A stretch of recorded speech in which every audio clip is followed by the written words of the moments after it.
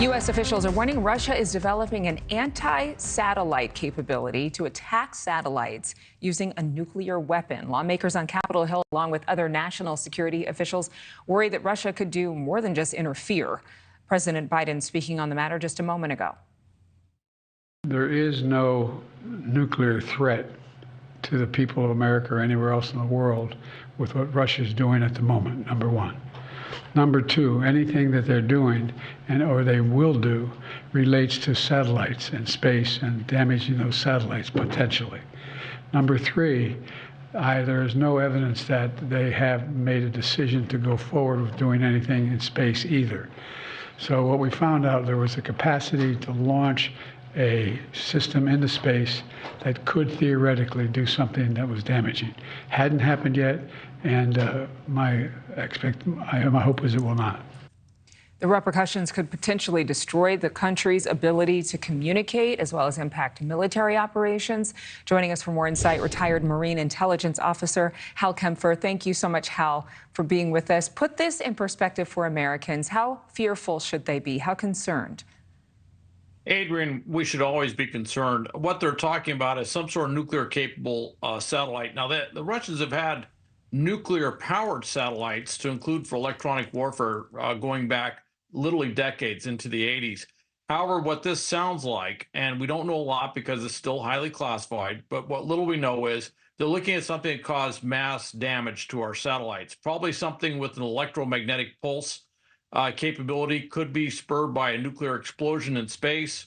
That could knock out our satellites for communications, for intelligence gathering, for things like GPS, which has become somewhat ubiquitous, all the things we rely on space for. And when you add that on top of our vulnerabilities with underwater fiber optic cables, which can be easily interrupted, taken out, there's a possibility of a very devastating attack that could shut down communications worldwide.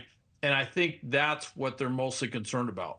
President Biden mentioned that there is no nuclear threat despite what Russia is developing. So, again, I think that there is a need for calm right now. Obviously, that's a measured approach from the White House. But if you were to have President Biden's ear, what would you counsel him?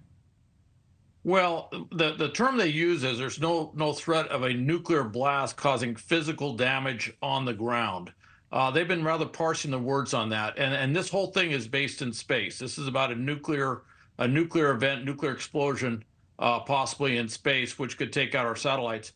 I would caution don't try to downplay, if you will, the threat. Just because they haven't launched it doesn't mean we shouldn't be very concerned. We should be using all levers of government, especially diplomatic at this point, but anything else we have to dissuade the Russians from doing something like this, and working with allies and maybe countries that aren't really our allies, but working with them overseas to dissuade the Russians from going down this path.